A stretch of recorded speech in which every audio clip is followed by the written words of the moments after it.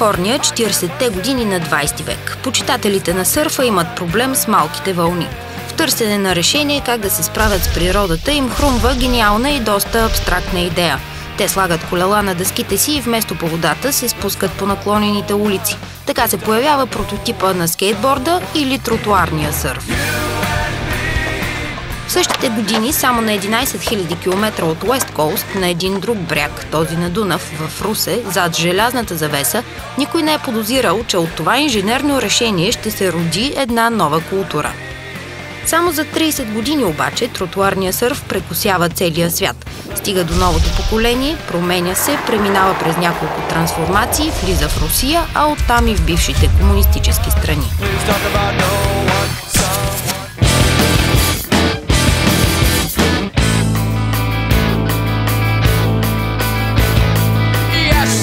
Is the campaign slithered in trails in the cargo bay. A new turd is a vastness, hollow vacuum, check the oxygen tanks. Мисля, че беше 88 година.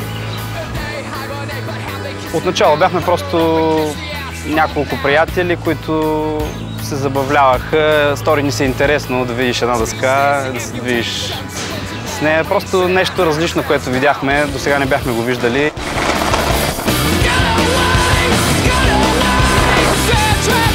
Аз за първи път видях скейтборд в едно телевизионно предаване. Мисля, че беше някакво спортно предаване по телевизията. И още тогава така ми привлече вниманието много силно. Първите скейтове, които намерихме, това бяха скейтове, които се произвеждаха в Съюза, сегашната Русия. И по някакви неведоми пътища бяха дошли до нас. През 60-те години на 20 век в САЩ новата мания сред младежите – скейтът набира скорост. Под краката на феновете му се редуват дъски с различна форма – рибки, лодки, банани, все класически бордове. Както за сърфистите, липсата на вълни е причина да бъдат много ядосани, така и за скейтърите липсата на места за каране води до търсене на алтернативи. На северния бряг в България годината е 1980-та. Момчетата с скейтовете се оглеждат за гладки места, мраморни площадки, хлъзгави настилки и защото се налага да се събират по паметници и площади, публични места бързо се превръщат в заплаха за обществото според нормите на социалистическия режим. Оли и Флип се появяват на 11 000 км от Русе. Това са имената на първите трикове, които скейтърите са създали. А в България първите трикове идват в своето време със своето име – да изчезваме. Увлечени от новата си мания, скейтърите на западния бряг в Съединените щати организират първото си състезание. Годината е 1966, а първото състезание на последователите им на северния бряг в България в началото на 90-те години е било с властите.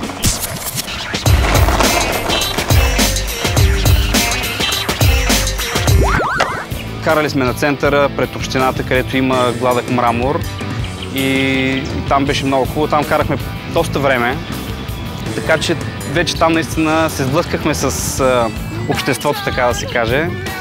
Естествено, според мен хората ни възприемат двупосочно. Имаше хора, които ни се радват, имаше хора, които смятат, че вършим нещо антисоциално, че разрушаваме и така нататък.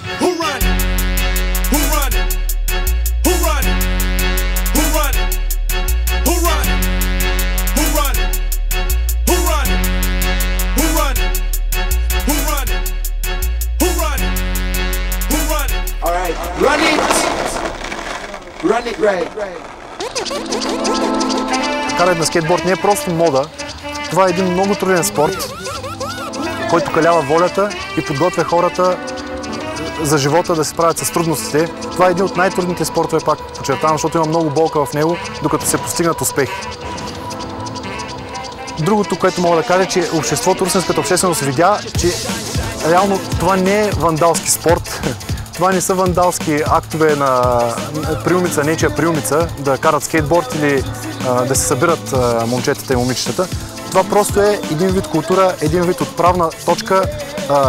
Те всички заедно по някакъв начин да бъдат сдружени в нашия град.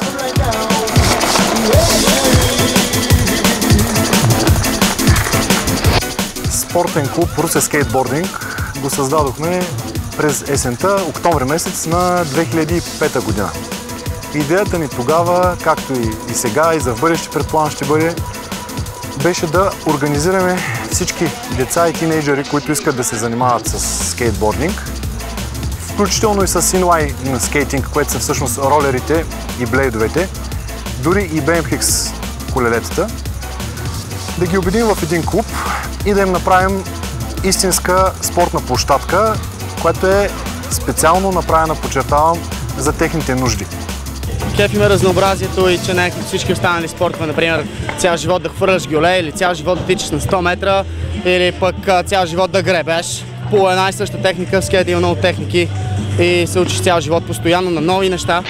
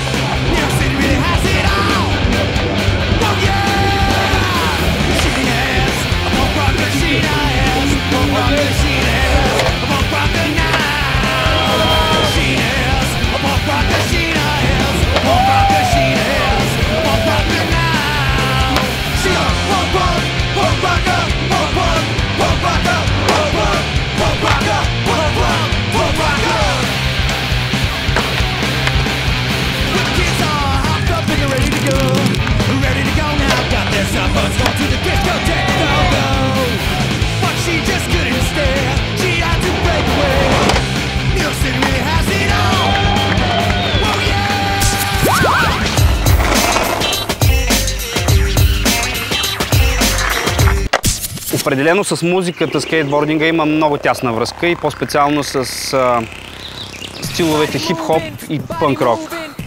Или някакъв вид рок, какъвто и да е.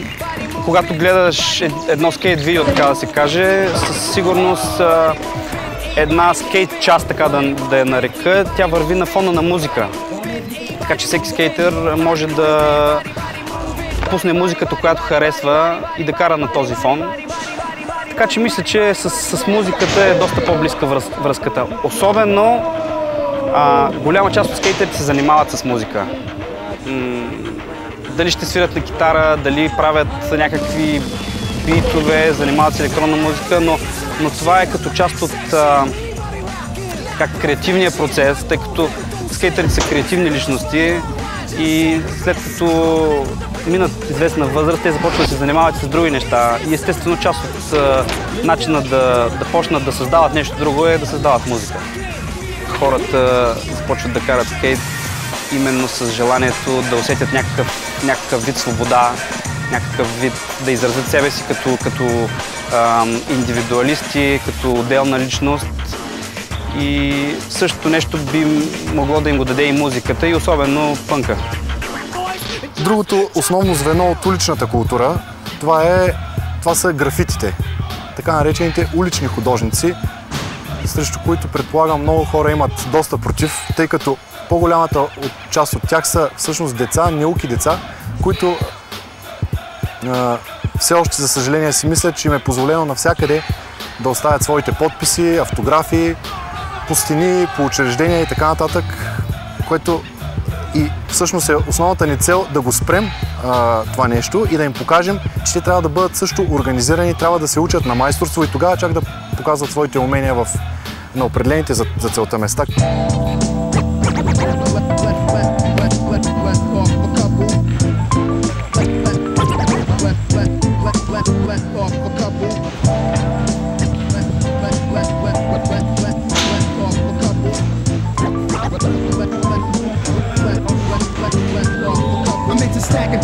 I'm smacking fakers if they're rapping haters. I'm jacking bakers, taking dope plus I'm cracking acres. My thoughts are intricate, magnificent, significant, infinite, spitting it on behalf of those that are innocent. My tongue's an instrument, making my larynx a clarinet. Never the fumble or stumble, staying away from arrogance. The mic was sacrament, I bring a life while you surrogate. Lyrics are holy, I write this poetry in Arabic. So let's go head up, dead up, step up and you get wet up in the setup. You bleed for real, forget the ketchup. And you can tell I'm proper, rapping platinum while you selling copper. You cross my path, I have you hanging from a helicopter.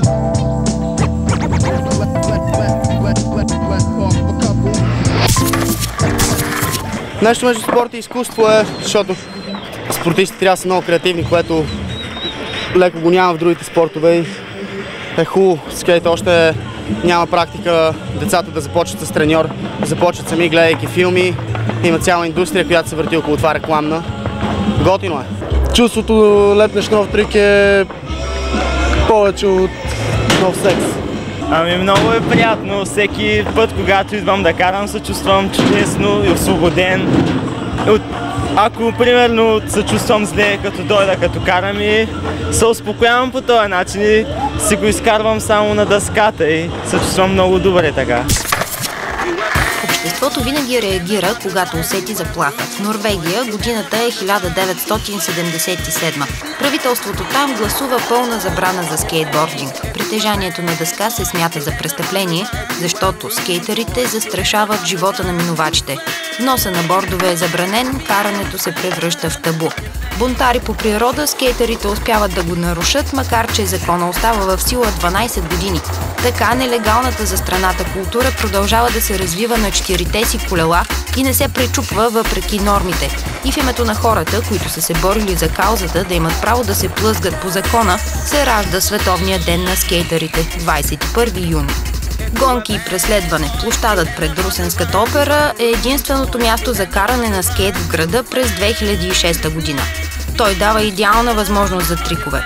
Напрежението власти, общество, скейтъри расте. Постъпките на западните власти, макар и с 30 години закъснение, и в Русе е въведена пълна забрана за каране на скейт, ролери и колело по улиците в централната градска част. Причината е под индиго, като тази в Норвегия. Всички те застрашават живота и здравето на минувачите. Клуб Русе скейтбординг не са доволни от това и търсят начин да осигурят място за площадка. Запалени по идеята, че тя може да се построи на мястото на стария колодрум, попадат в политическо противоречие между местната власт и друга организация. Но във финалния трик бизнеса и общината вземат своето решение. На мястото на колодрума ще се строи. Едва няколко месеца по-късно, след много срещи и пререкания, все пак се намира място за площадка и в Русе. Първата и за сега единствената.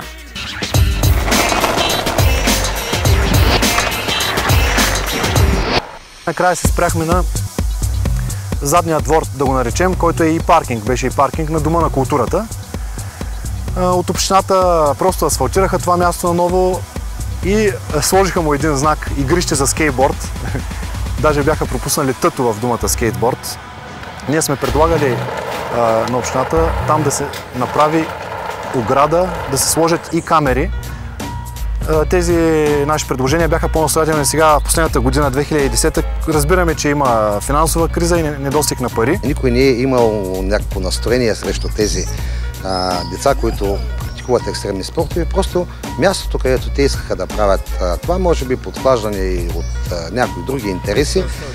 Ние тук на центъра, разбира се, направихме тази площадка. Мисля, че тя се утвърди като едно добро място, където могат да практикуват екстремните си спортове. В края на краища това намали напрежението на живущите в тази част на града. Има отделни изключения, но се надявам с течение на времето и те да заглъхнат. Понякога караме на някакви места в града, които са частни и така нататък, обаче нито ги чупиме, нито правиме лоши неща. Не сме наркомани. В смисъл, обществото не ни харесва много. Хората не са запознати въобще с цялата работа и във всяка среда има вандали, както казвате. Така че и при скейтерите и при всеки друг.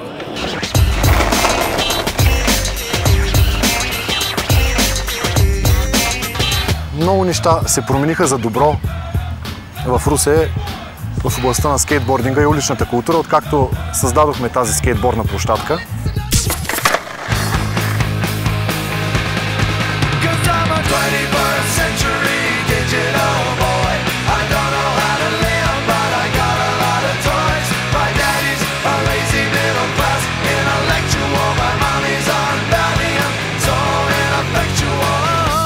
Това е един спорт, който е много хубав.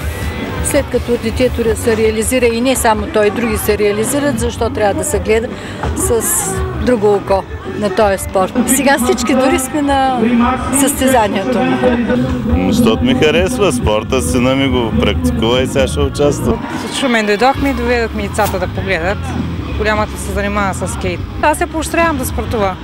Предпочитам да седи по скейт парковите, отколкото пред компютъра. Възхищавам се, това никак не е лесен спорт, особено на младите деца, толкова много умения имат с тях. Стига да има къде да спортуват, защото тия места са наистина много ограничени.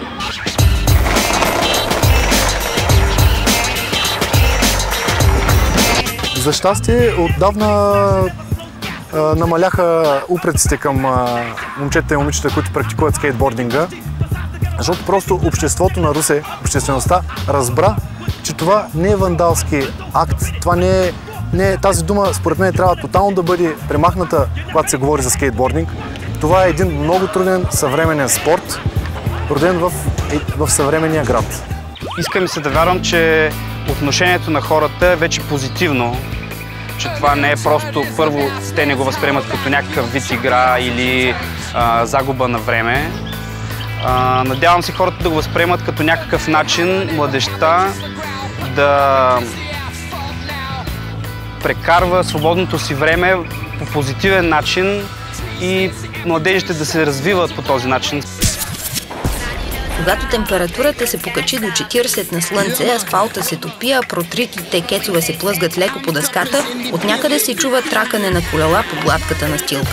Шумът е от първия скейт фестивал в най-горещия дунавски град. Той става факт през 2007 година. Международно дружество Елиас Канети и фондация Робърт Бош, които развиват алтернативните култури, помагат и на скейтърите в Русе. За 4 години феста набира скорост, а през пролетта на 2010 за него вече се знае и извън границите на страната. На пръв поглед нищо не тормози минувачите, но за участниците битката е почти предрешена. Научи се набива русенеца Владимир Иванов, известен в средите като Гибона. Дъските на конкуренцията се трошат от нерви, защото трябва да се сблъскат не с кого да е, а с скейтър за 2009 година в България.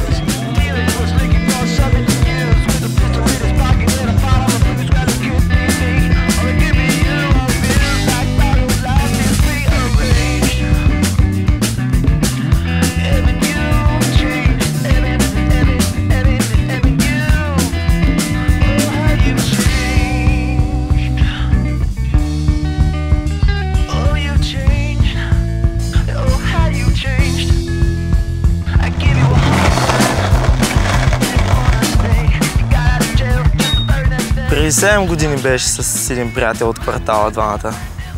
С рибките почнахме да караме. Той май е обичайно, всеки те се запалва. Приятели, рибки, руски скейтове.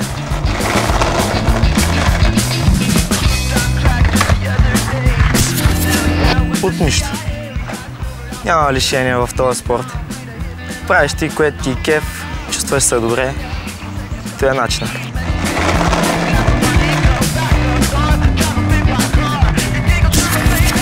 Отначало от големите скейтъри, те винаги те. Гледаш големите какво правят, мъчиш, питаш ги, притесняваш се, дали сега ще ми обяснят този трик. Задаваш въпроси, те отначало. Ако не задаваш въпроси, няма как да стане, не мога да прогресираш.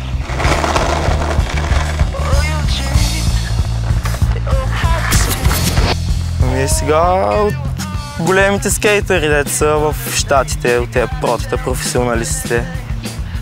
Гледаме постоянно нови филмчета с тях и те, иначе няма как. Добре, че ги има, да, иначе в България се достига само до едно ниво и оттам вече не мога да дърпаш напред, защото нямаме достатъчно условия.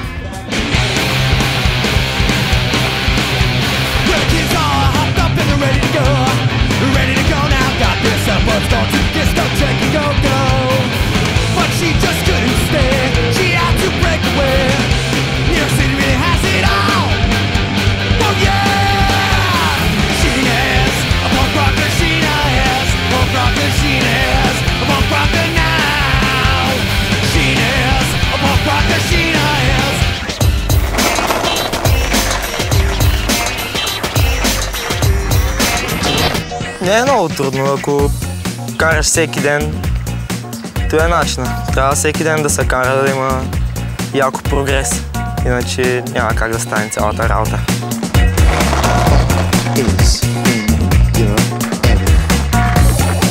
До Доста. По някой път сезон даже и от сутринта, видите, на 2 смени.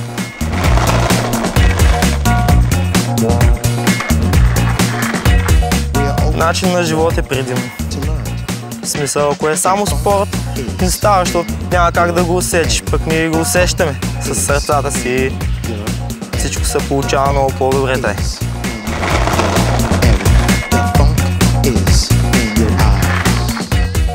Професия може, обаче или трябва да ти е много талант. За България е малко трудно, защото нямаме условия. В смисъл, малките се раждат и трябва... Няма просто как да стане. Няма никакви условия, нямаме паркове, няма къде да го практикуваш. Гонят на от всички места и много е трудно.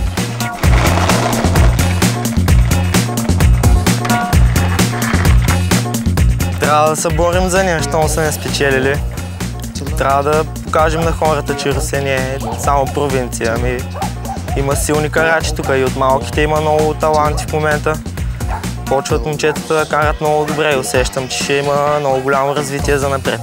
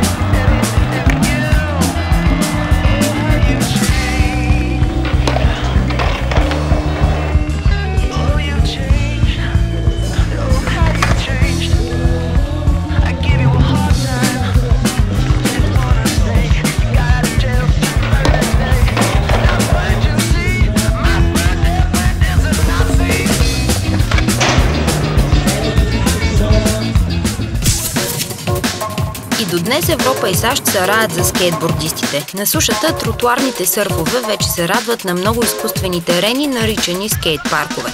Първият е построен през 70-те години на миналия век. Следват още и още. И докато стокхолмското предградие е хегдален, вече се готвят за състезанието Quicksilver Bowriders 2010, като строят най-големия скейт парк в Европа.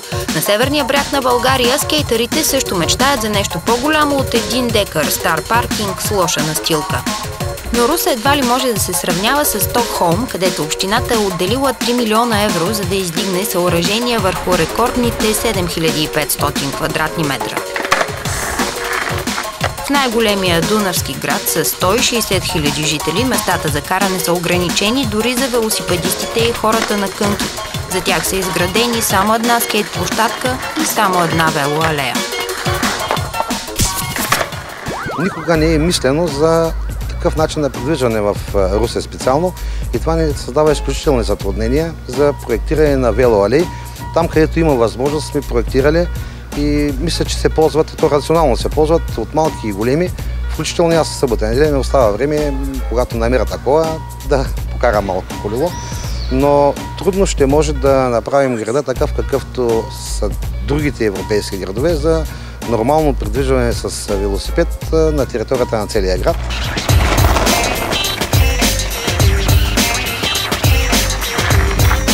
Това е най-важното условие, за да съществува нашия спорт, за да провеждаме състезание на настилката. Трябва да бъде бетонова настилка.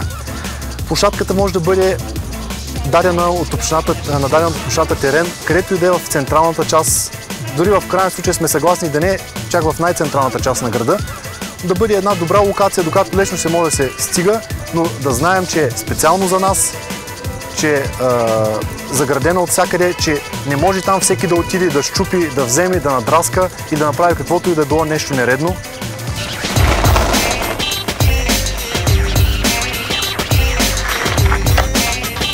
Това, което аз смятам, че може да се направи, е просто да се дава повече информация на обществото за това какво представлява скейтбординга, каква е идеята, какво младите хора се опитват да изразят като карат скейтбординг и че това не е някакъв деструктивен спорт, а точно обратното, това е начин да създадеш нещо.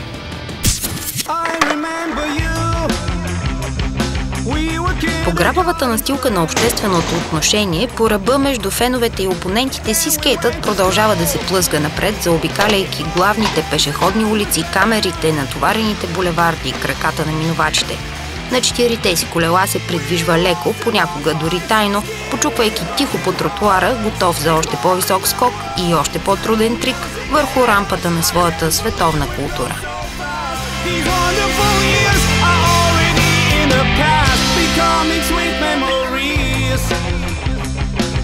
You felt like brother to me, and when we started the band, we didn't know we're building a scene.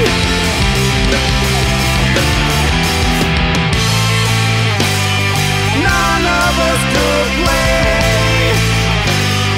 We simply expressed how we feel. Now when I look back, those days to me